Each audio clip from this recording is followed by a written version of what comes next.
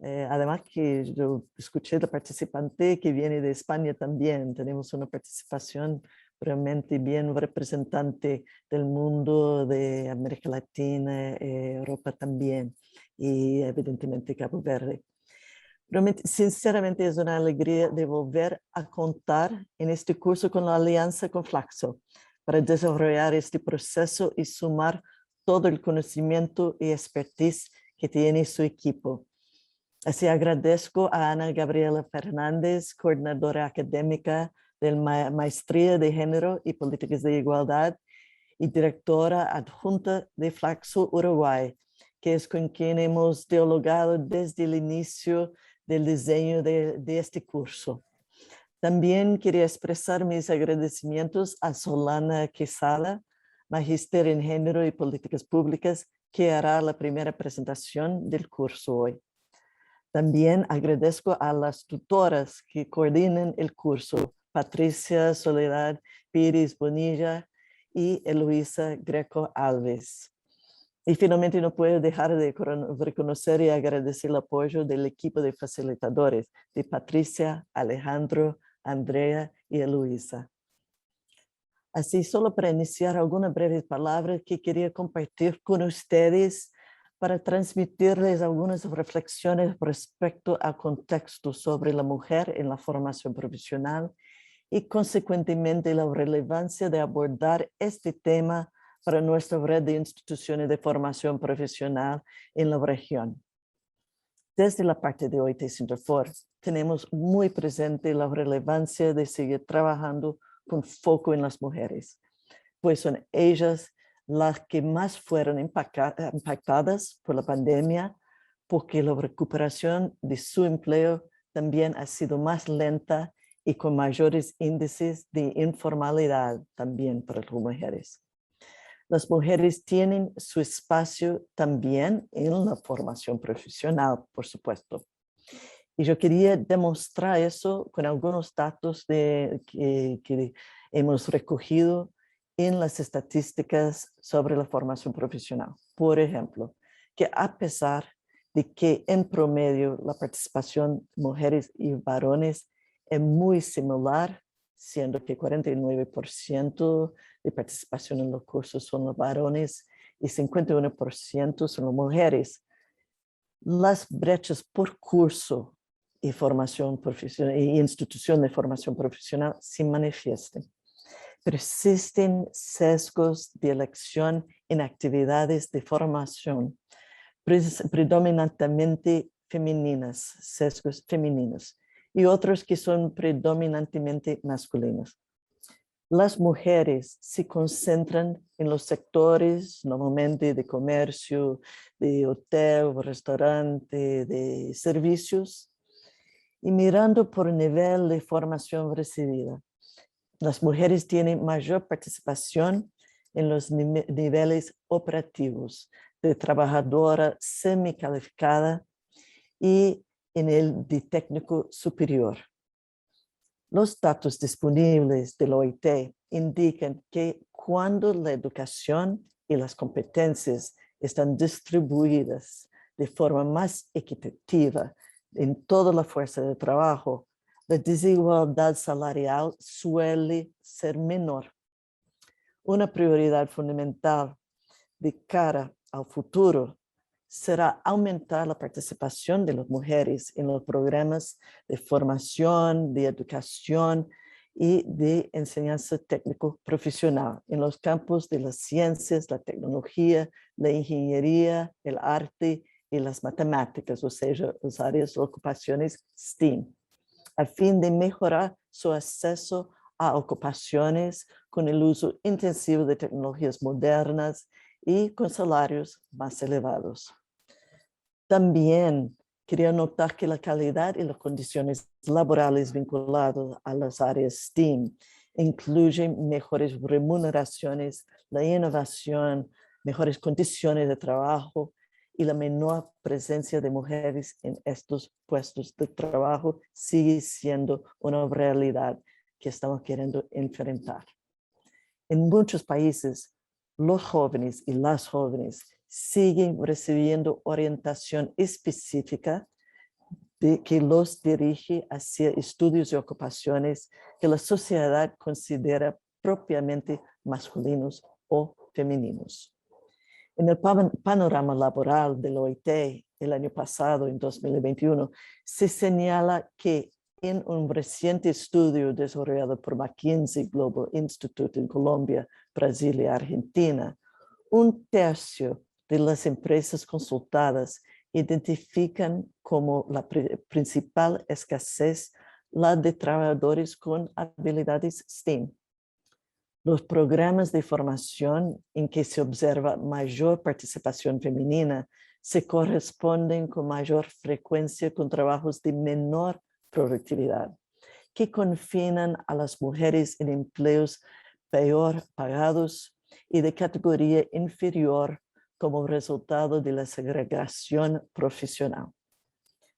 Por lo tanto, integrar más mujeres a puestos de trabajo vinculados a STEAM es un desafío para toda la región. Y por eso las instituciones cada vez más ven la necesidad de abordar la temática y trabajar en estrategias para ello. Desde Center4 vemos esta necesidad y desarrollamos acciones para apoyar a la participación en esas áreas, ¿no? Para apoyar a las instituciones de formación profesional para una mejora continua y para la generación de más espacios y mejores oportunidades para la incorporación de calificadas mujeres y varones al mundo laboral. Así, la formación profesional asume un rol fundamental para contribuir a mejorar las condiciones de participación social, económica y política de las mujeres y avanzar en la reducción de las brechas entre los géneros y incidir en otros aspectos del desarrollo social, como la educación de las nuevas generaciones, la integración social y la construcción de la ciudadanía.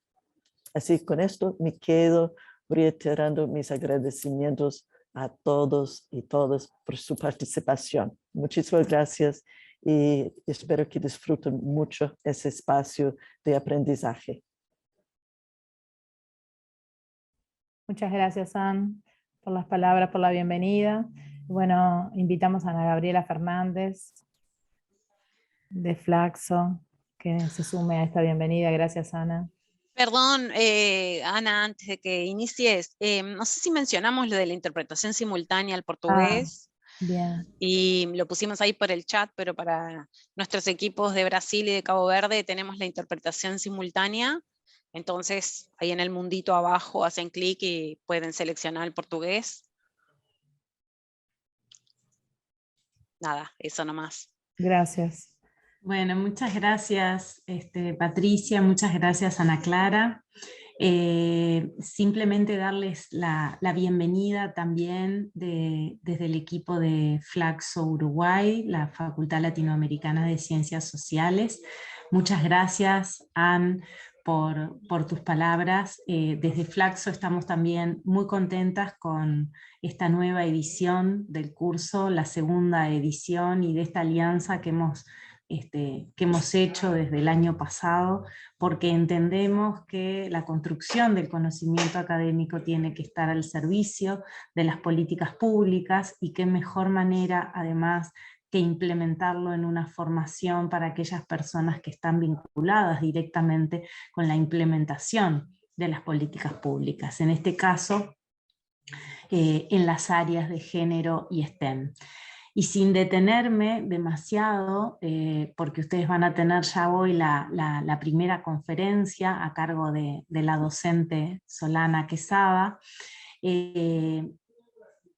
plantear que realmente quienes trabajamos en las temáticas de género y en particular en esta área específica como es el tema de cómo las estrategias de género ponerlas al servicio de las áreas STEM, consideramos que en este mundo en el cual vivimos, en estas sociedades contemporáneas en las cuales estamos inmersas e inmersos, no pensar en estrategias de género en este ámbito, que es uno de los grandes desafíos que tenemos por delante en el siglo XXI, y que hacen a todo el desarrollo de nuestras sociedades, no pensarlo en términos de igualdad de género hace que nos quedemos por detrás, ¿no? Hace que lo único que vamos a hacer es contribuir a las desigualdades y aumentar las brechas si no reparamos en cómo las áreas STEM logran, mejoran, trabajan, contribuyen a la igualdad de género. Así que agradecer a Sinterfor, a Ann por las palabras, a Ana Clara, a Jimena, el equipo en Uruguay con quienes estamos coordinando desde el año pasado, y muy especialmente al equipo de Flaxo, Patricia, Eloísa, Andrea. Comentarles también que en este año se suma Andrea Acevedo de Flaxo Brasil, que va a estar realizando la tarea también de tutoría. Y bueno, y con Solana, la docente, que ya también Patricia la va a presentar, una gran amiga de hace muchísimos años y docente en Flaxo. Así que esperamos que pueda ser un ámbito de reflexión, de desafíos y de aprendizaje en este proceso que inician en el día de hoy. Muchas gracias. Gracias, Ana, por tus palabras, por la bienvenida, por estar y sumarte siempre en esta cursada. Y Ana Clara Matosas, invitamos al punto focal, hoy Sinterfor, para que nos presentes un poco el curso y la facilitación, un poco este trayecto de formativo al que estamos dando inicio. Gracias, Patricia. Bueno, de mi lugar también darles la bienvenida y reconocer que es una alegría estar acá nuevamente dando inicio a esta segunda edición del curso. Desde que inició la pandemia, digamos que desde Sinterfor tuvimos que buscar alternativas para seguir ofreciendo asistencia técnica a las instituciones, y en ese sentido es que surgió esta plataforma de generación de cursos y de espacios de aprendizaje y de intercambio a distancia, que está presente desde el 2020 y que se ha venido fortaleciendo en 2021, donde pudimos realizar la primera edición del curso sobre estrategias de género y competencias STEAM, y bueno, acá estamos en 2022 en la segunda edición, felices de recibirles, y bueno, contarles un poco en esto que decía Patricia, y con ya todos los antecedentes que colocaron arriba de la mesa Ann y Ana Gabriela, sobre la relevancia del tema y por qué abordarlo desde Sinterfor. Ustedes saben que, como decía en el folleto, el curso está organizado en diferentes módulos que nos van a permitir realizar el abordaje de los distintos conceptos centrales para esto, como por ejemplo género, diversidades, equidad, roles, estereotipos, todos los que vamos a estar trabajando hoy con nuestra experta Solana Quesada. Luego también vamos a ir abordando sobre la situación de la mujer en el mundo del trabajo y en el mundo de la formación, y por qué el abordaje desde las competencias STEM, todo esto también que trajo Ann, ¿no? de la diversidad, y por qué es tan difícil la incorporación de las mujeres en estas áreas, y por qué cuesta tanto, porque las instituciones de formación profesional en realidad lo han venido trabajando desde hace muchísimos años, pero aún así, y luego de todos los programas y estrategias que se han implementado, sigue siendo un área de desafío, y siguen siendo áreas en realidad donde las mujeres son minoría. Así que, basado en todo eso, vamos a ir trabajando en los distintos módulos todas estas cuestiones, estos temas, y también desde un encare como práctico, ¿no? O sea, intentando que cada uno de los temas abordados sea enfocado desde la propia práctica de ustedes, desde las propias instituciones, para que sea como más fácil de incorporar también, y que además en el trayecto se puedan ir generando como líneas de trabajo, hojas de ruta, que a ustedes les permita, bueno, eso, ¿no? Ir trabajando estas temáticas que se van incorporando, pero además también que les pueda quedar para después seguir fortaleciendo, porque por supuesto esto es un tema que las instituciones ya vienen trabajando, como decía, algunas desde hace mucho tiempo, otras iniciando, pero la idea del curso no es que esto inicia y acaba, ¿no? Esto es una forma de arrancar con el tema, de iniciar con el tema, de profundizar para aquellas que ya lo vienen haciendo, y por eso la importancia de ir generando una hoja de ruta, un plan, un proyecto que nos permita luego del curso también seguir trabajando estas temáticas, y no solos, porque también la idea es construir comunidad. Entonces más adelante en el curso vamos a invitar a algunos de los equipos que participaron el año pasado para que compartan su experiencia, y también para entre aquellos grupos y estos grupos de la edición 2022 conformar una comunidad de intercambio que también sirva para seguir fortaleciendo las prácticas en las instituciones, y porque además uno de los fundamentos de Sinterfor es la cooperación y el intercambio, así que básicamente vamos a basarnos en esa estrategia. Bueno, el curso tiene estas instancias sincrónicas como la de hoy y otras asincrónicas. A mí me gustaría hacer énfasis en que aprovechen los foros, que aprovechen los espacios de intercambio.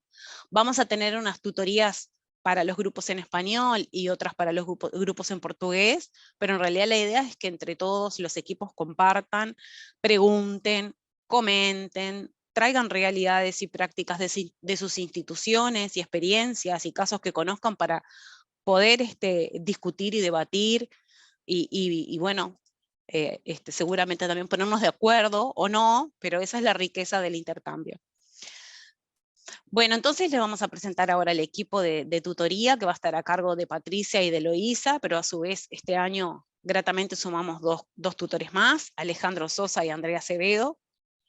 Como les decía, va a haber una tutoría específica en portugués y otra en español, pero bueno, Eloísa y Patricia van a coordinar todo eso y los intercambios luego semana a semana. Y desde Sinterfor estaremos Ximena y Anino, que anda por ahí. Ximena es la encargada de toda la parte de cursos en Sinterfor, y yo vamos a estar acompañando también todo el trayecto, así que cualquier cosa, cualquier duda, cualquier comentario, lo que necesiten, estaremos atentas, y también bueno, acompañando en cada sincrónica y en todas las instancias en que seamos convocadas. Así que Patricia, te paso la palabra. Gracias, Ana Clara. Un abrazo a todos. Gracias, gracias. Bueno, como decía Ana Clara, es un curso que es práctico teórico y tiene que animarnos a poner en diálogo las experiencias con la teoría que vayamos abordando. Y bueno, estamos Eloísa, Andrea, Alejandro, que dentro de un ratito se nos suma, y quien les habla, acompañándoles en todo el proceso. Por tanto, cualquier duda de la plataforma, de las consignas, de lo que fuese, se pueden comunicar con nosotras por interno. Ustedes nos buscan allí en la plataforma, nos mandan un mensajito y estamos atentas allí a darles una manito, a apoyarles en lo que necesiten durante la cursada. Capaz que Eloísa nos ayuda a compartir pantalla y le vamos a proponer, ya les vamos a compartir lo que se espera que suceda en la plataforma esta semana, ¿sí? Hoy vamos a tener la conferencia de Solana, y en esta primera semana lo que les invitamos es a empezar a presentarnos y a conocernos como grupo humano que vamos a ir compartiendo durante 10 lunes, durante 10 semanas, este trayecto común. Entonces lo primero que les proponemos en esta hoja de ruta, van a ver que en cada módulo, en la plataforma, van a encontrar como cajitas. Cada cajita tiene, cada rectángulo presenta un módulo, y en cada módulo ustedes tienen la hoja de ruta de la semana. Esa hoja de ruta, que incluso también ahí, como está mostrando Eloísa, a la izquierda, lo van a encontrar, se despliega. Nosotros acá lo vemos en español y en portugués, porque somos las docentes del curso. Pero ustedes van a ver, si son de habla español, van a ver solo lo de español; si son de habla de portugués, solo van a ver lo de portugués. Entonces, en cada módulo les proponemos que lo primero que ustedes tienen que ir es a la hoja de ruta. En esa hoja de ruta nos dice el concepto o los conceptos que vamos a trabajar la semana, el objetivo de esta semana, de este módulo. En este caso este módulo tiene 2 semanas, vamos a trabajar y a profundizar en el concepto de género. Seguramente todas y todos tenemos distintos saberes de género, después lo van a conversar del enfoque de género, lo van a conversar un poquito más con Solana, pero la idea es por lo menos socializar algunos conceptos para partir de un marco común, ¿no? Desde qué enfoques, cuando hablamos de género, desde qué enfoques nos vamos a posicionar en este trayecto de curso. Entonces, en la semana 1, bajamos un poquito ahí, Elo, muchas gracias. les proponemos esto que dice acá. ¿Sí? Siempre la hoja de ruta es lo primero a mirar en la plataforma porque es lo que nos dice lo que se espera de esta semana. Les pedimos en esta semana que asistan al encuentro sincrónico, que ya están haciéndolo, que recorran la plataforma y la exploren, porque requiere como un tiempito de irla conociendo. Cualquier duda, como les dije, ahora vemos después Eloísa nos muestra cómo escribirnos. Les invitamos a que actualicen su perfil, para que pongan su foto también, así les vamos viendo la cara, asociando nombre y cara, pueden editar el perfil y pueden agregar su foto, si no saben cómo hacerlo también, ahora no le vamos a dedicar más tiempito, pero hay un tutorial y a su vez nosotras por interno se lo podemos explicar, ¿está? Es muy fácil de hacerlo. Y después, en la semana, participar en un foro de presentación que es individual, que van a ver que pueden subir fotos, pueden subir algún videito de sus zonas, alguna presentación muy sencilla, pero para irnos conociendo de dónde vienen, cuáles algunas cuestiones de interés de su zona, y un foro de apertura que tiene que ver más con algo conceptual. Y la intervención no puede superar más de 100 palabras, es un párrafo bien corto, bien breve lo que se pide. Y después completar el formulario de autodiagnóstico que aparece el link por allí. Elo, ¿te animás a ir al foro de presentación? Espectacular. Gracias. Como hay traducción en paralelo, no nos detenemos a traducir, porque me imagino que Mariana del otro lado debe estar en eso. En el foro de presentación vieron que pedimos el nombre, la profesión, la institución donde trabajan, como venimos de distintos lugares, de distintos puntos del mundo, está bueno poder saber de dónde venimos, algo de lo que les gusta en su lugar de residencia, pero acá lo más importante, si bajamos un poquito más, es que este foro, como la mayoría de los foros que vamos a tener, es de fácil respuesta, solo tienen que ir a hacer clic a donde dice responder. ¿Ah? Solo allí hacen clic, ponen su párrafo, su foto, lo que quieran allí aportar a este foro de acuerdo a la consigna, y se envía. Envío mensaje a foro, dice allí debajo, y ahí lo podemos leer todo. Y este foro es compartido por todas y todos, en español y en portugués. Aquí vamos a estar todas las cursantes para conocernos todos y todas. Ya ahí nos hemos presentado nosotras y algunos compañeros ya estamos viendo que algunos cursantes ya también se han presentado.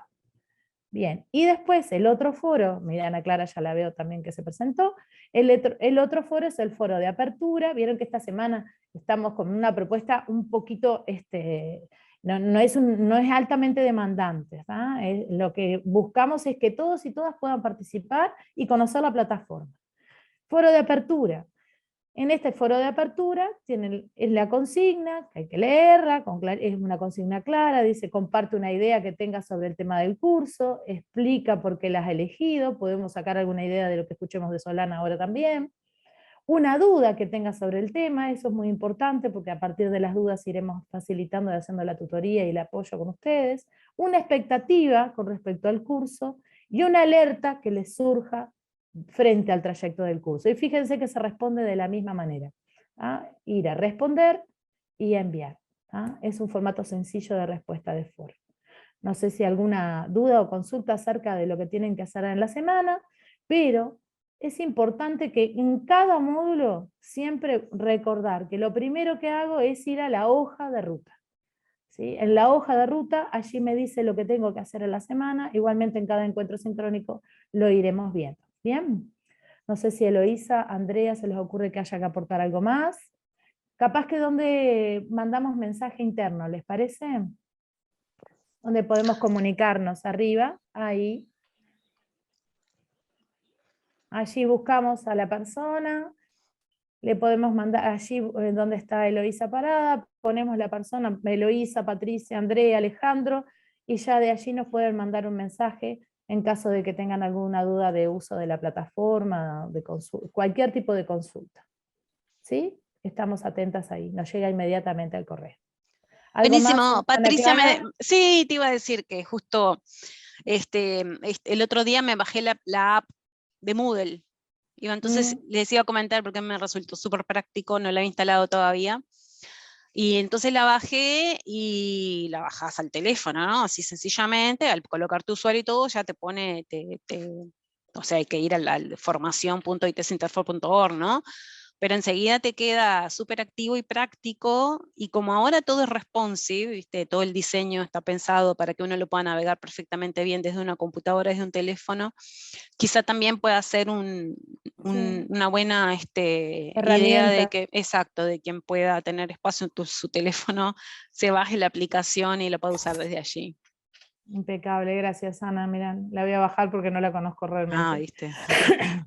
Por ahí, Catherine consulta en el chat, dice, cuando decimos alerta nos referimos que podríamos considerar un posible obstáculo. Sí, podría ser un obstáculo, podría ser un semáforo amarillo, también una alerta, algo que podría generarse como un obstáculo, una dificultad durante el trayecto. ¿Sí?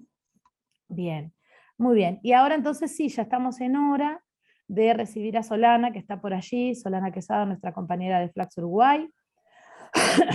Solana Quesada es magíster en Género y Políticas Públicas, es directora de la Asesoría para la Igualdad de Género en la Intendencia de Montevideo, Uruguay, y es nuestra compañera docente que, como siempre, nos ayuda a iniciar esta cursada y va a encargarse hoy, después vuelve otra vez Solana dentro de unos lunes, la volvemos a tener invitada, pero en el día de hoy ella se va a encargar de abordar el concepto de género, conceptualizaciones básicas para empezar en este marco común que decíamos hoy. Solana, bienvenida y muchas gracias por sumarte como siempre. Muchas gracias, buenos días, buenas tardes, de acuerdo a desde qué lugar estén conectadas y conectados. Muchas gracias a Sinterfor y a Flaxo Uruguay por convocarme nuevamente a dar este curso. Y bueno, y como ya adelantaron todas, la idea es que trabajemos en el día de hoy como una primera aproximación a conceptos básicos de género, que también vamos a partir de esto, que es lo que todas y todos conocemos y ya tenemos nuestras ideas previas. Seguramente entre ustedes hay distintas trayectorias y distintos recorridos en relación a este tema, pero también es necesario partir de este marco común, que bueno, capaz que para algunos y para algunas les resulta más conocido que para otras, pero lo que importa es eso, que podamos como compartir cuáles son nuestras ideas, nuestros saberes, nuestras prácticas también en relación a este tema. Hoy vamos a trabajar en relación a ese concepto de género, los roles, los estereotipos, la diversidad, y la próxima vez que nos encontremos, que va a ser en 15 días creo, no me acuerdo, pero bueno, la próxima vez que nos encontremos en un encuentro sincrónico, vamos a profundizar en cuáles son aquellas herramientas que desde el análisis de género nos permiten incorporar la perspectiva de género al hacer de cada uno de ustedes. Pero bueno, para poder avanzar en cómo incorporamos la perspectiva de género, tenemos que partir de esta base de qué nos imaginamos con este tema, qué lo asocia cada quien.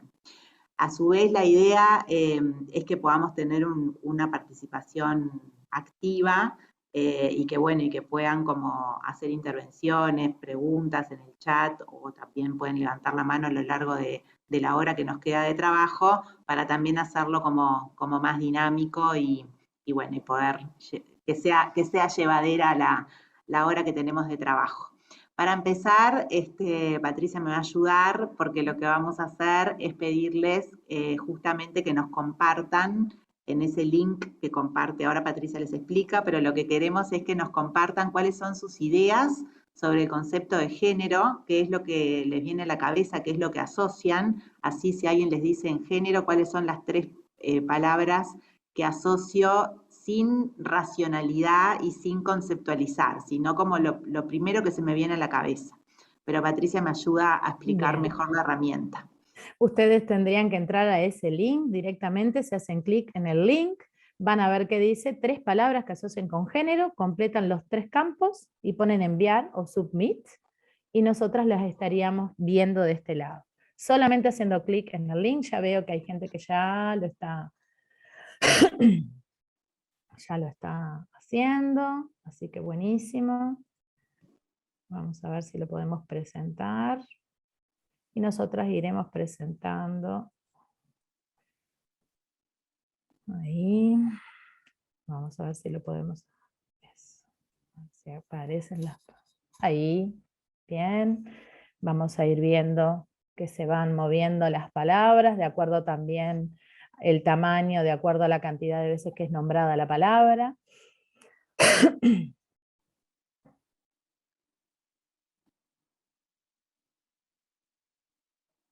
Tenemos 7 personas que han respondido, hay 8.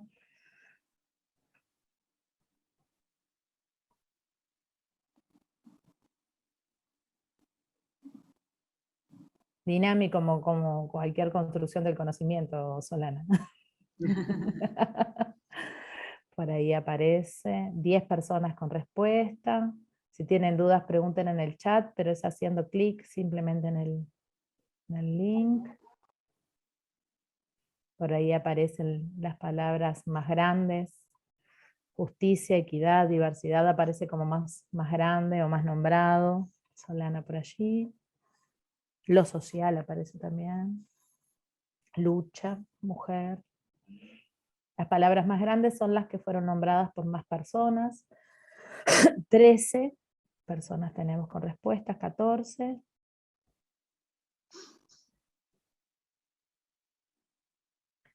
Muy bien, ahí fueron 15. Aparece equidad en el centro.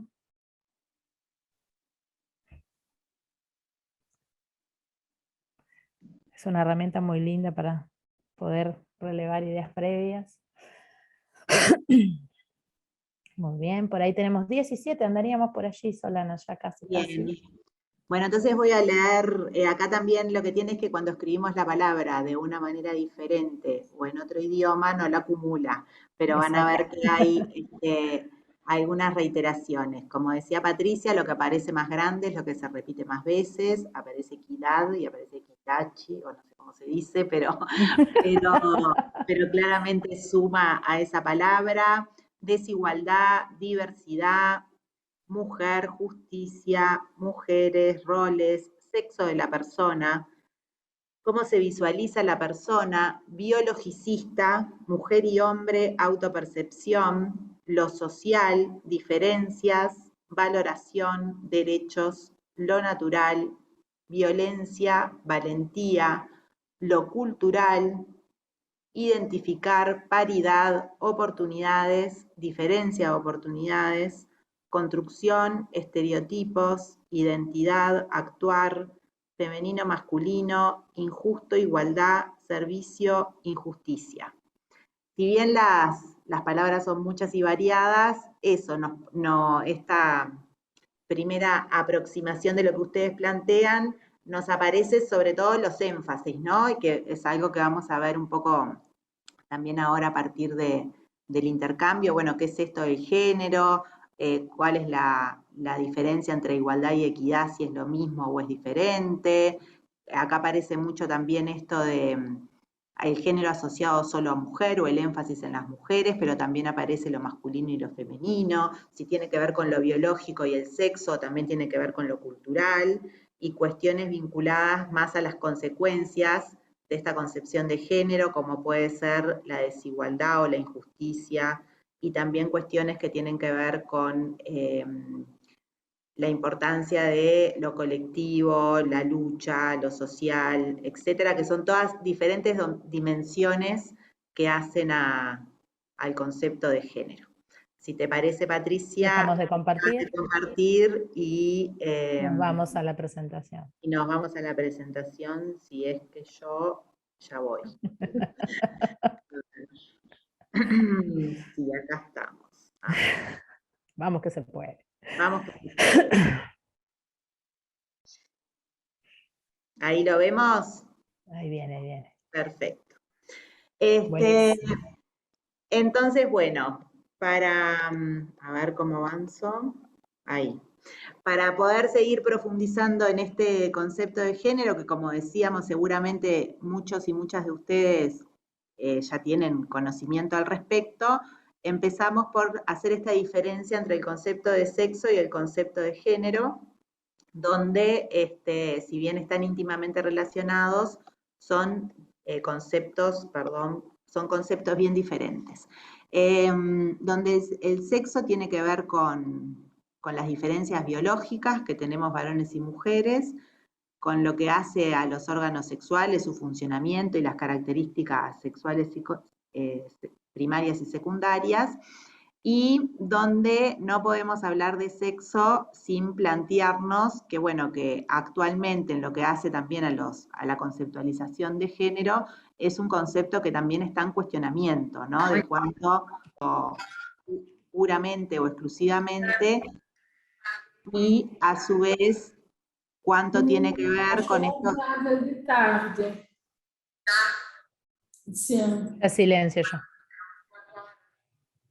¿Cuánto tiene que ver con esto de lo dicotómico, ¿no? Con pensar que lo femenino y lo masculino es excluyente y absolutamente biológico y que no admite otra posibilidad. Eso que es lo que históricamente se ha conceptualizado y hemos recibido como lo normal, es parte de lo que más adelante en la mañana de hoy vamos a, de alguna manera, problematizar en relación a lo que hace a la identidad de género y lo que hace también a la diversidad. Pero bueno, claramente el concepto de género se basa en la diferencia sexual, en la diferencia anatómica que tenemos las personas desde el punto de vista biológico.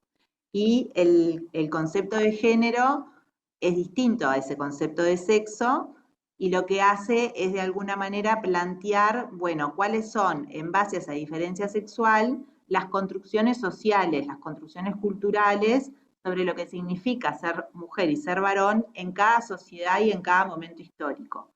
No va a ser lo mismo ser mujer o varón, bueno, en Cabo Verde que en Uruguay, claramente, y a su vez tampoco lo va a ser a lo largo de la historia, ¿no? Estas concepciones sobre lo femenino y lo masculino han cambiado desde lo que se esperaba de nuestros abuelos y abuelas a la fecha, pero a su vez en un mismo contexto y en un mismo tiempo histórico, esas concepciones cambian y están también atravesadas por otras cuestiones. Entonces en lo que hace a la condición socioeconómica, en lo que hace al origen étnico y racial, también se van a esperar cosas distintas en lo que tiene que ver con lo que se espera de ser hombres o de ser mujeres. Entonces, cuando estamos hablando de género, no estamos hablando de lo natural, de lo que biológicamente se nos viene dado por haber nacido con un sexo u otro, sino que estamos hablando de una construcción social que se nos impone, de una construcción cultural que por el hecho de tener un determinado sexo biológico, se espera que tengamos determinadas conductas, desarrollemos determinados roles y tengamos permisos y prohibiciones diferentes.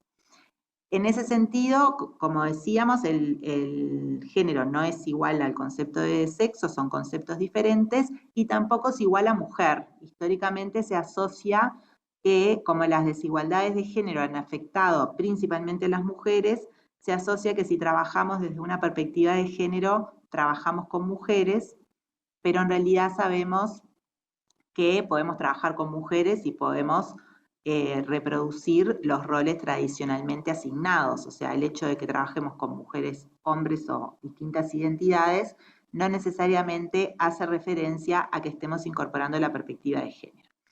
Esto lo decimos, lo conceptualizamos, pero después siempre es algo que aparece muchísimo a la hora de trabajar con instituciones y con actores, esto que se nos cuela, que bueno, que si estamos trabajando desde una perspectiva de género, estamos trabajando con mujeres o para las mujeres. O sea que va a ser algo que vamos a tener que problematizar a lo largo de nuestra práctica de manera permanente.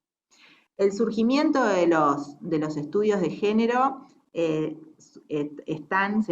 identifican en los años 50-60 con Money y Stoller, que ellos lo que hacían justamente era hacer investigaciones en relación a personas recién nacidas, que eran personas intersexuales, que después vamos a ver que son personas que nacen con características sexuales de ambos sexos, y entonces cómo después devenían en hombres o mujeres, cuando desde el punto de vista biológico tenían caracteres sexuales primarios o secundarios de ambos sexos.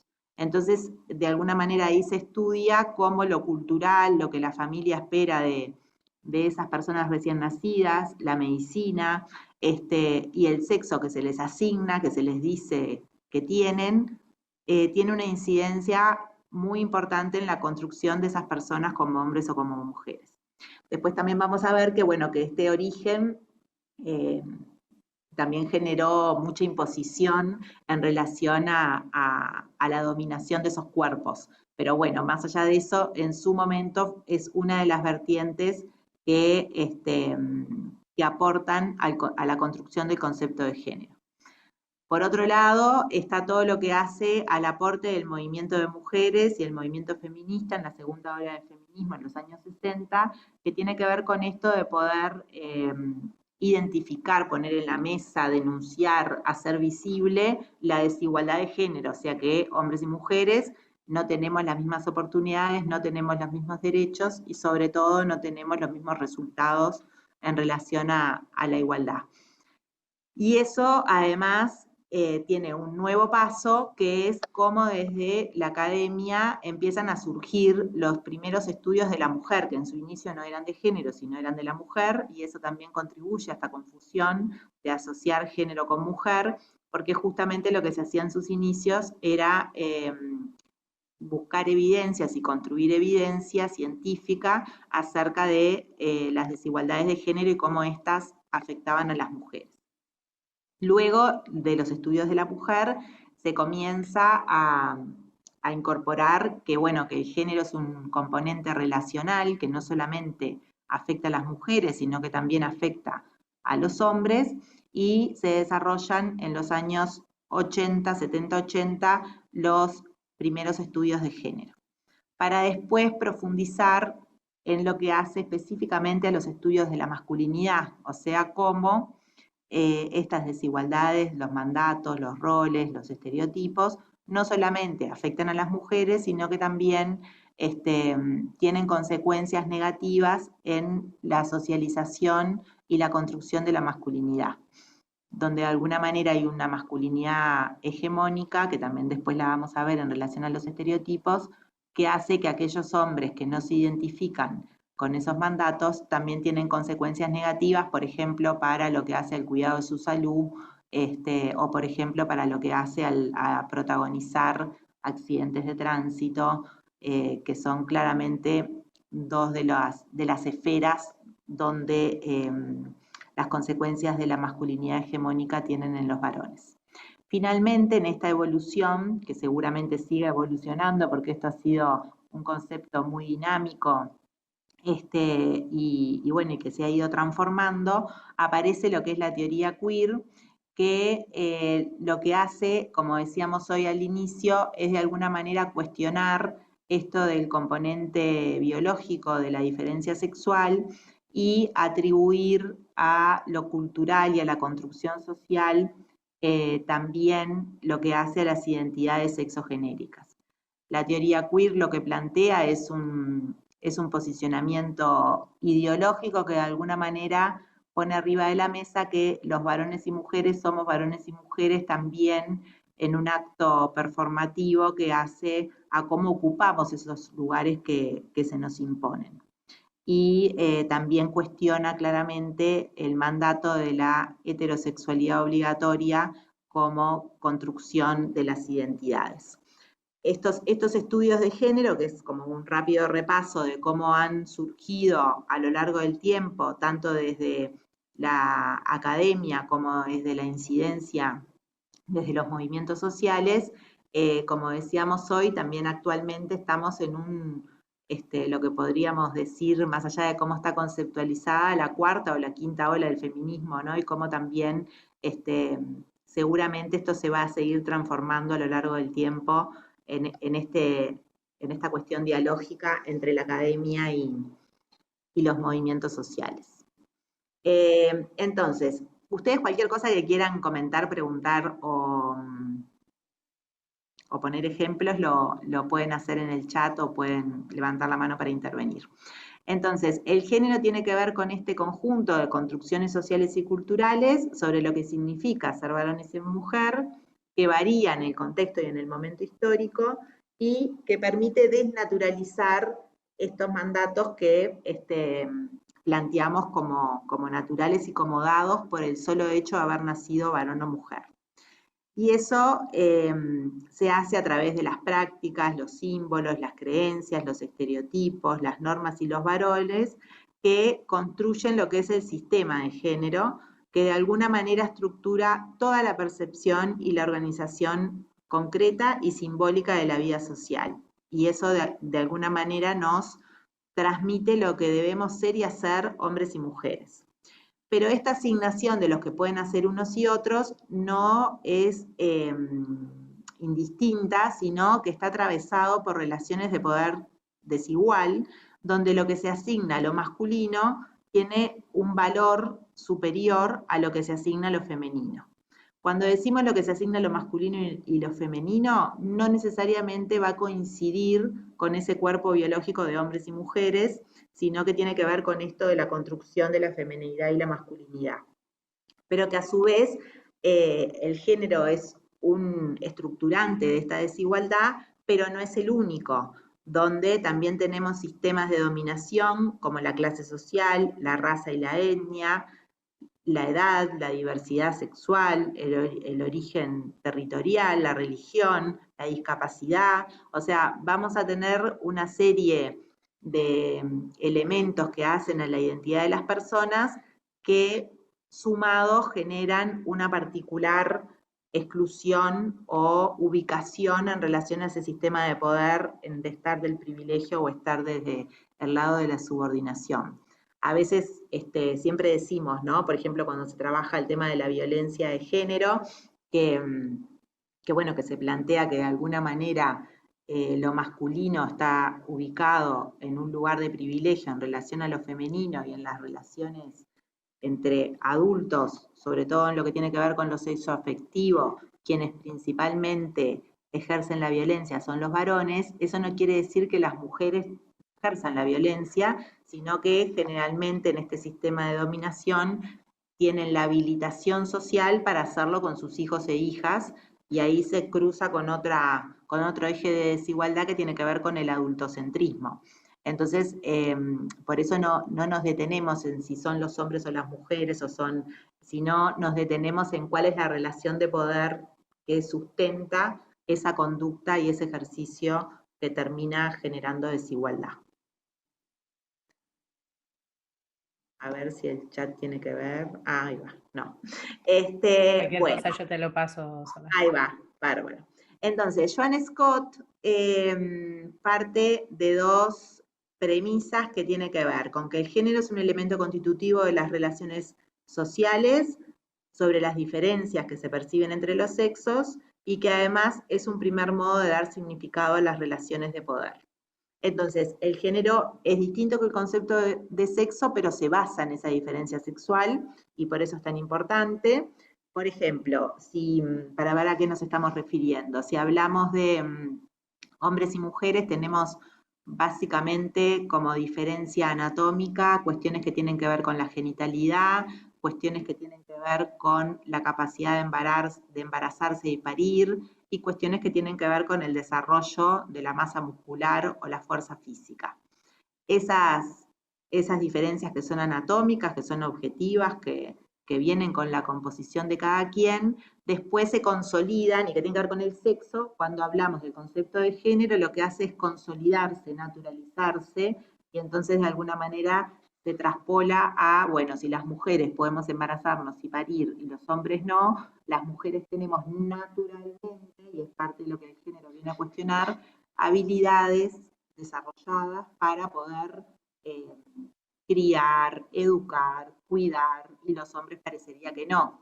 Y en realidad el género lo que hace es decir, bueno, la diferencia sexual existe, pero de alguna manera que eso te dé más habilidades para cuidar que el otro sexo género es algo que se nos impone. Y así como no todas las mujeres somos iguales, ni todos los hombres son iguales, y bueno, y va a haber una gran heterogeneidad y variedad que también haga que esas habilidades de cuidado y de sostén de los otros se desarrolle de manera bien diferente. Lo mismo pasa con la fuerza física.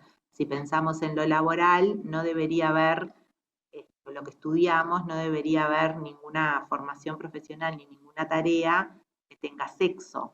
sino lo que tienen las tareas y los ámbitos de inserción, de educación y de formación son competencias que las personas cumplen o no cumplen, pero no por el hecho de tener un determinado sexo, ¿no? Entonces hablamos de fuerza física, podemos tener mujeres que tengan la fuerza física desarrollada y varones que la tengan menos, o a la inversa, pero lo que vamos a medir es la fuerza física y no a partir de la base que como es mujer no va a tener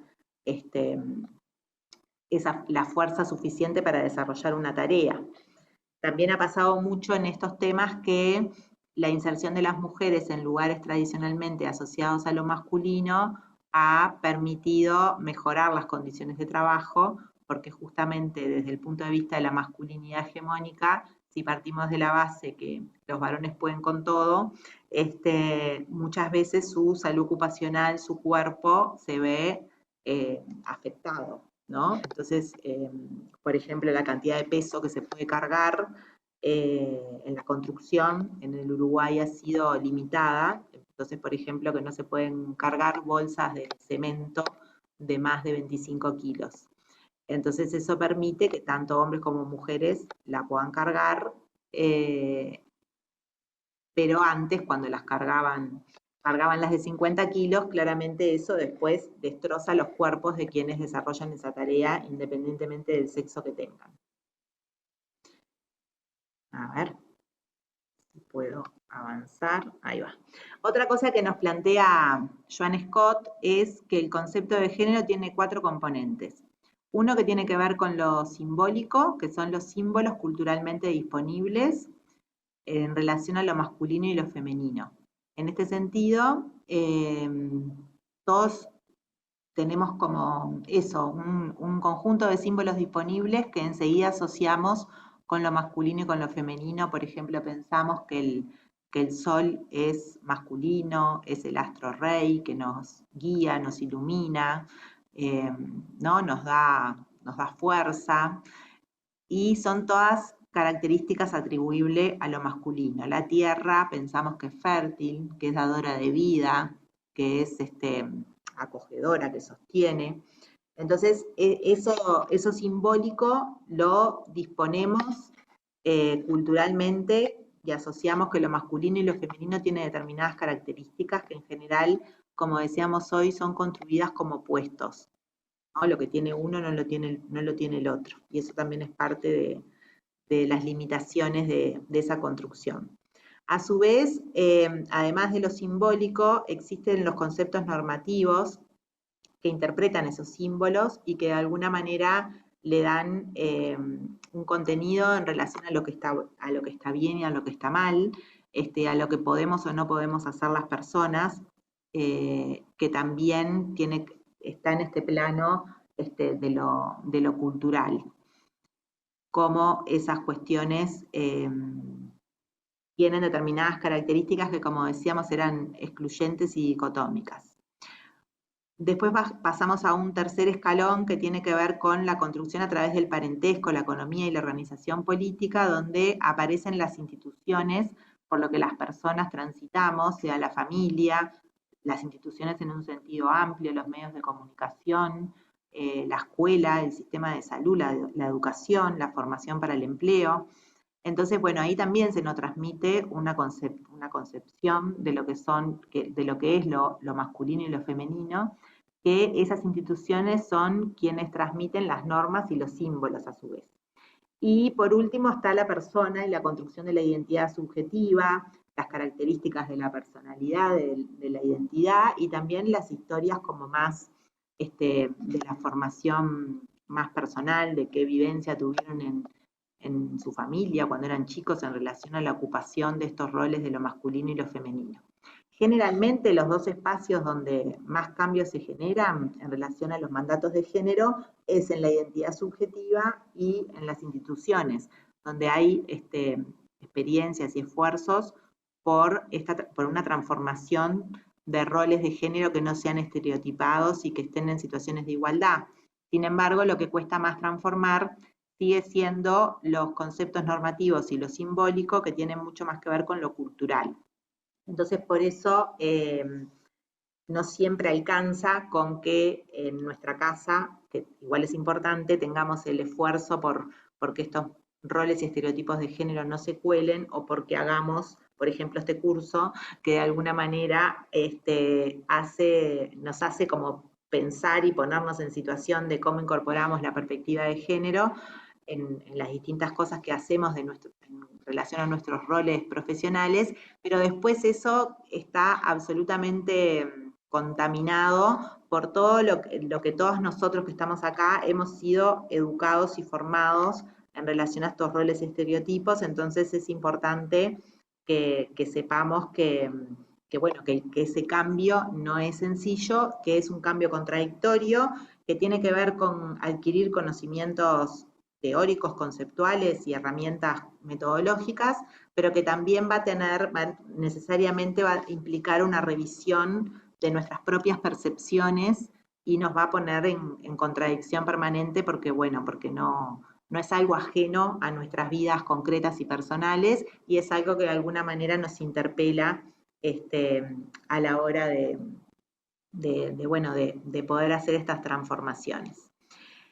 El concepto de género es relacional, en esto que decíamos que no solamente refiere a las mujeres, sino que también refieren a la construcción de la identidad de los varones y a la relación que hay entre hombres y mujeres, también entre varones y también entre mujeres.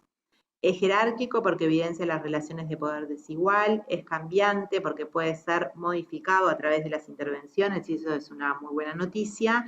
Cambia en relación al contexto, como decíamos hoy, y eso también tiene que ver con la interseccionalidad, que es esto de cómo las distintas ejes de desigualdad hacen a una particular forma de exclusión. Y lo institucional porque son las instituciones quienes de alguna manera sostienen o a través también de las cuales se transforma estos roles y estereotipos de género. Esto ya lo estuvimos viendo como construcción sociocultural, que nos da roles, funciones, atributos, permisos y prohibiciones que son diferentes y excluyentes para hombres y para mujeres. Entonces ya por el hecho de ser hombre o de ser mujer, el 50% de los atributos no son para mí. Y si los hago, seguramente voy a recibir una sanción social o mensajes que me van a transmitir que eso que estoy haciendo no es lo que se espera por el hecho de que soy hombre o de que soy mujer. A su vez, en relación a los estereotipos de género y al modelo imperante de la masculinidad hegemónica, está Marcela Lagarde, que es una antropóloga mexicana, plantea que los hombres tienen el permiso de ser para sí y las mujeres tienen el mandato de ser para los demás. En el caso de la construcción de la masculinidad, se resalta la racionalidad, la fuerza, el dinamismo, la habilidad para los deportes, la capacidad de mando, la competitividad, la expresión de las emociones que se limita y se promueven comportamientos violentos y conductas de riesgo. ¿Esto quiere decir que todos los hombres son así? Por supuesto que no, pero esto quiere decir que es el modelo que de alguna manera se impone. Y cuando decimos se promueven comportamientos violentos, eso tiene que ver con los juegos que hacemos desde que somos niños y niñas. El tipo de juegos que se promueven para unos y para otros tiene sesgos de género, pero a su vez cuando se ejerce la violencia no hay una censura o un control social de decir que eso no es lo adecuado, sino por el contrario hay un incentivar ese tipo de conductas. Y decíamos hoy, lo vemos en la calle, el protagonismo de los varones de los accidentes de tránsito grave, con lesionados graves o fatales, tiene mucho que ver con esto de la no percepción del riesgo y a su vez el incentivar el comportamiento violento. Lo mismo pasa en las hinchadas de los partidos de fútbol, o sea, podemos analizar diferentes ámbitos donde estos estereotipos se refuerzan. Y bueno, y acá tenemos de alguna manera estos mandatos que reciben los varones de manera permanente, que tiene que ver con la sexualidad, con la expresión de las emociones, con el tipo de cosas que realizamos. Y muchas veces, bueno, cuando los varones hacen cosas que no son las del mandato, de alguna manera la sociedad se lo hace saber. Badinter plantea que la construcción de la masculinidad se realiza en base a afirmar 3 negaciones, y ahí hay un problema, ¿no? Es afirmar el no ser. Entonces los varones tienen que demostrar que no son mujeres, que no son niños, que son adultos, y que no son homosexuales. Entonces, cualquier conducta que tenga que ver con expresar miedo, con expresar sensibilidad, con expresar afecto, o el tipo de cosas que se haga desde la primera infancia, van a ser censuradas y moldeadas para que demuestre su masculinidad. Y eso de alguna manera es algo que nos va a limitar después en esa construcción. Vuelvo a repetir que esto es el modelo hegemónico, el mandato, y eso no quiere decir que no haya, o sea, eso no quiere decir que todos los varones sean iguales, y vamos a ver después que en su expresión de género hay muchas maneras de ser varón, pero este es el modelo que se nos impone. Y lo otro también importante es que esto que se impone lo compartimos, esta cultura machista, esta cultura patriarcal, la compartimos y la reproducimos tanto hombres como mujeres, ¿no? Esto no se trata de que los hombres son los malos y las mujeres somos las víctimas, sino que, bueno, hombres y mujeres hemos recibido estos mandatos y estos estereotipos de género y cotidianamente los reproducimos, y nosotros también esperamos que los hombres sean así. Más allá de todo lo que se ha avanzado y todo lo que claramente también se está transformando. Pero este mandato desde el punto de vista de lo simbólico sigue estando vigente. Más allá que en las prácticas concretas haya claramente hombres que se ocupan del cuidado de sus hijos. Pero de todas maneras eso se hace bajo determinados parámetros, o que no se nota mucho, o que no se haga en lo público, o que de todas maneras siga habiendo otras conductas que aseguren que ese hombre que se encarga de los hijos sigue siendo hombre, ¿no? Porque para no poner en duda su masculinidad. En relación a las mujeres, decíamos el mandato de ser para los demás, de ser para otros, y en estos estereotipos tiene que ver con resaltar su capacidad para ser madre, la sensibilidad, la delicadeza, la ternura, la capacidad de cuidar a otros, la habilidad para realizar tareas del hogar, el desarrollo físico se encuentra limitado y aparece la belleza como algo que los demás nos van a reconocer por ello, que a su vez estos mandatos de alguna manera limitan la autonomía económica de las mujeres.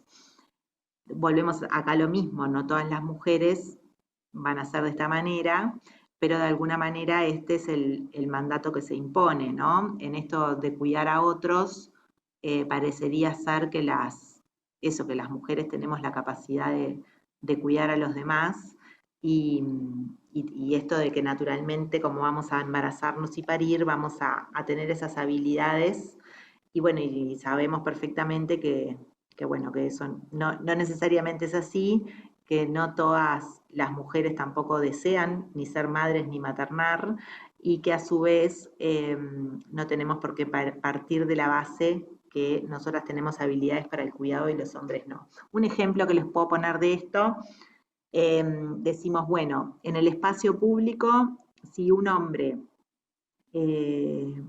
sale a la calle, a pasear, a lo que sea, con una hija, por ejemplo, de 3 años, la ciudad, no sé cómo será en otros países, pero no hay muchos baños para niños y niñas, sino que, bueno, los baños por ahora siguen siendo bastante generizados y con distinción de baños para hombres y baños para mujeres. Entonces, si una mujer sale con un hijo varón, va a llevar a su hijo varón al baño con ella. Si un hombre sale con una hija mujer, no lo va a llevar al baño con él, porque siente que esos otros varones son una amenaza para esa niña, y muchas veces la niña termina entrando sola a un baño con mujeres que no conoce, porque partimos de la base que esas mujeres no le van a hacer daño. Entonces, cómo estos estereotipos son tan increíbles, ¿no? Que es mejor que esté con alguien que no conoce que con su propio padre a la hora de entrar a un baño público. Eso, bueno, nos trae otros desafíos, como esto de la importancia de que haya baño inclusivos y que haya baños para niños y para niñas, pero esa infraestructura de una ciudad responde a este estereotipo. Y cómo también después la conducta, en cómo circulamos y qué hacemos, lo refuerza. Bueno, esto también tiene que ver con cómo se nos imponen en relación a todos esos aspectos, los roles y los estereotipos de género.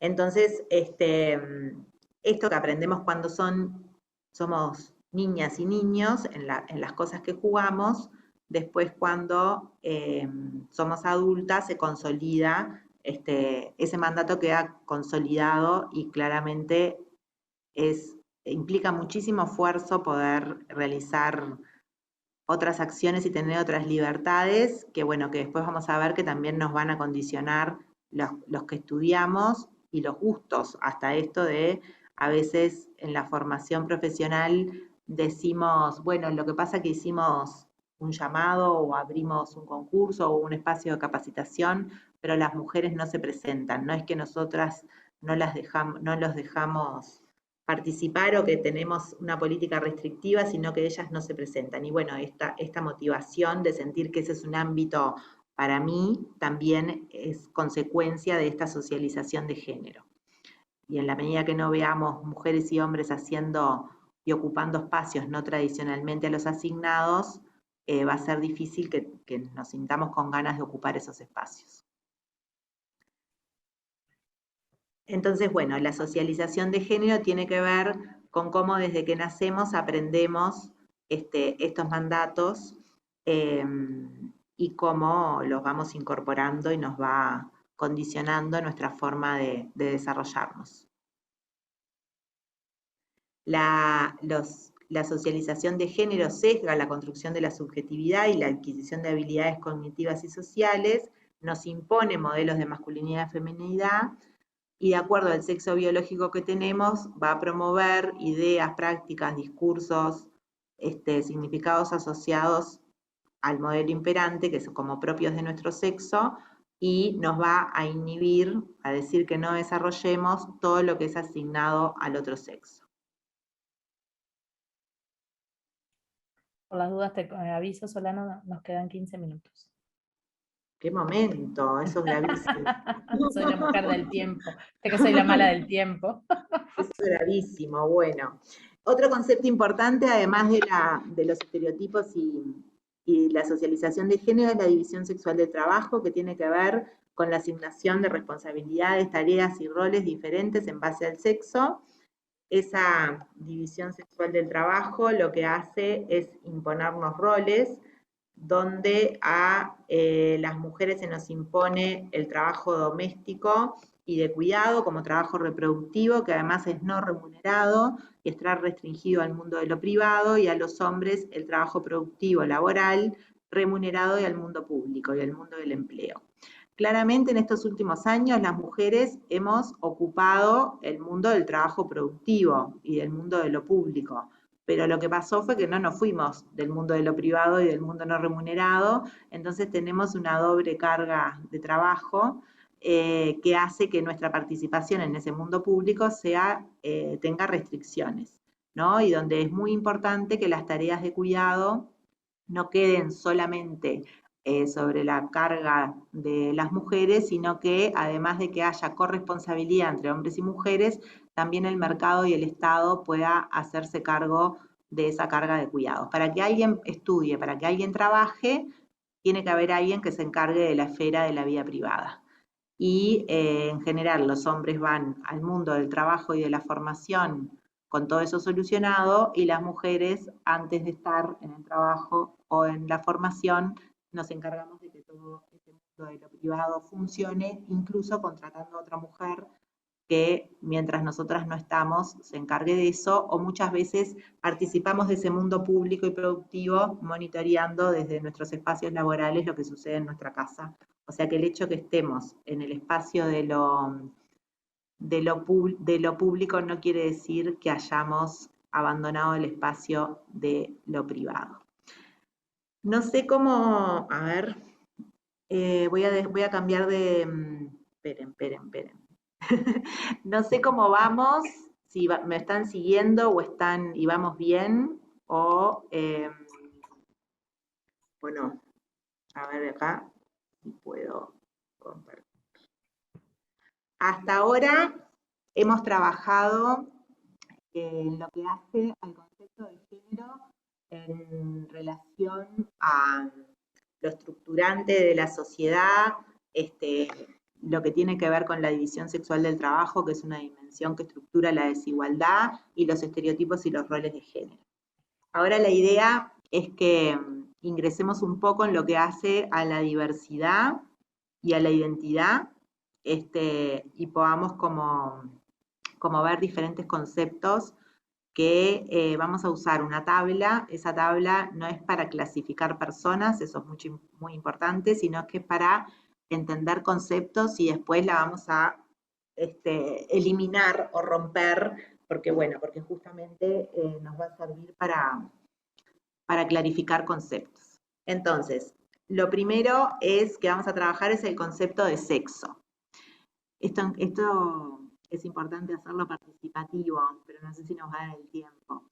Pero bueno, cuando pensamos en sexo, ¿en qué pensamos? Si alguien se anima a escribir en el chat, así cortito. A ver, por ahí que habían puesto todo bien. Biología, dice Sofía. Perfecto. ¿Y cuántos sexos pensamos que hay? Hombre, mujer. Muy bien. Entonces, a ver si logro que esto, ahí va. Entonces, el sexo tiene que ver con lo biológico, con lo que nací, y la primera diferencia dicotómica, anatómica y binaria que aprendemos es que hay dos sexos, masculino, femenino, macho, hembra, hombre, mujer. Sin embargo, hoy hablábamos al inicio que existe una tercera posibilidad desde el punto de vista biológico, que son las personas intersexuales, ¿no? Que son personas que desde el punto de vista del sexo biológico tienen... Perdón, Solana, perdón que te interrumpa, Ana Clara, por acá. Sí. Que no sé si es que te alejaste del micrófono, pero empezó como a sentirse alejada tu voz. Ah, a ver ahí. Ahí está bien de nuevo, bárbaro. Bien. Gracias. Si me alejo, no se escucha. Díganme si pasa eso. Entonces, bueno, las personas intersexuales son personas que desde el punto de vista biológico, cromosómico, o también hormonal, o de distintas maneras, tienen caracteres sexuales de ambos sexos. Entonces, en realidad, ¿cómo hacemos para decir en el mundo binario si son hombres o son mujeres? Y ahí es donde, ¿se acuerdan que hablamos hoy que estaban Money y Stoller, que eran quienes iniciaron los estudios de género y se dedicaban a reasignarle el sexo a las personas intersexuales? Bueno, por suerte, hoy por hoy no es necesario hacer eso, y porque justamente no tenemos que ir a dos sexos dicotómicos y excluyentes, y bueno, y hay personas que desde el punto de vista biológico tienen caracteres sexuales de ambos sexos. Hay una película que se llama XXI, es una película argentina, que si quieren la pueden buscar y que trabaja muy bien este tema. Después tenemos la identidad sexual o de género. Y ya, alguien que anote en el chat, la identidad sexual o de género. Sería de acuerdo a lo que ustedes piensan, identidad sexual, identidad de género. A ver quién se anima por el chat. No se escucha, Solana, dice de nuevo por ahí. Construcción sociocultural, dice Sofía. ¿Alguna otra idea? Identidad sexual y género. ¿Alguien más que quiera aportar alguna otra idea con respecto a qué se entiende por identidad sexual y identidad de género? Preferencia sexual, autopercepción. Atribuciones que la sociedad asigna a mujeres y varones. No. La identidad sexual o de género tiene que ver con la identidad subjetiva, con lo que cada quien siente que es, ¿no? Autopercepción. Ahí va, con autopercepción, ¿tá? Lo que yo siento que soy. Entonces acá esto sí es un componente que cada vez cambia más. Entonces, por un lado tenemos que yo puedo sentir que soy hombre o que soy mujer, y eso puede coincidir con el sexo que tengo o no. Cuando coincide, voy a hacer lo que se llama cis, que no me quedó acá en la diapo, pero bueno, si yo me siento mujer y mi cuerpo biológico es de mujer y coincide mi identidad, mi autopercepción con lo que mi cuerpo es, voy a ser una mujer cis. Cuando no coincide, voy a ser trans. Y eso, entonces, lo trans tiene que ver con una identidad de género sexual que no coincide con ese cuerpo biológico. Lo trans a veces implica volver a abrir dicotómicamente y volver a plantear hombre trans, mujer trans.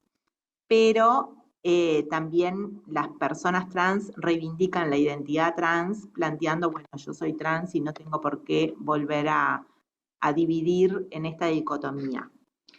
Y a su vez, las personas no binarias son personas que justamente en su identidad sexual y de género no se quieren identificar con este binarismo sexual, con ser hombre o con ser mujer, y que tanto desde el punto de vista de su comportamiento, su vestimenta, como desde un punto de vista de lo que físicamente comparten, plantean este no binarismo.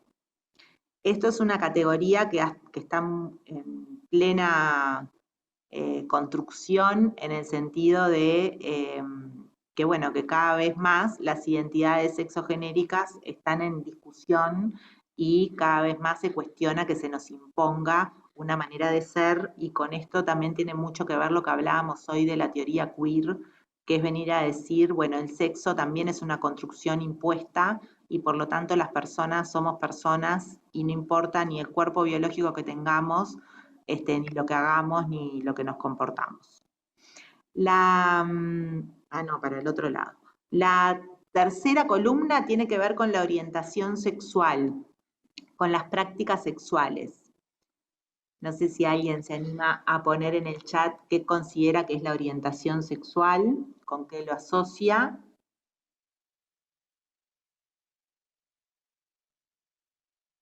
Veníamos trabajando. ¿Dónde se fija el deseo? Atracción. Ahí va. A ver si hay alguien más. Sí, por ahí es lo que viene. Entonces, esto tiene que ver con qué es lo que me gusta y me atrae. Exactamente, qué me gusta, qué me atrae, ¿no? Entonces, antes se conceptualizaba como una opción sexual, bueno, ahora se plantea que no, que en realidad no es algo que yo elijo, sino es algo que me pasa. Tampoco tiene por qué ser estático, puede ser algo que cambie a lo largo de la trayectoria de la persona, y por eso no necesariamente tiene que ver con la identidad de la persona, sino con la práctica sexual.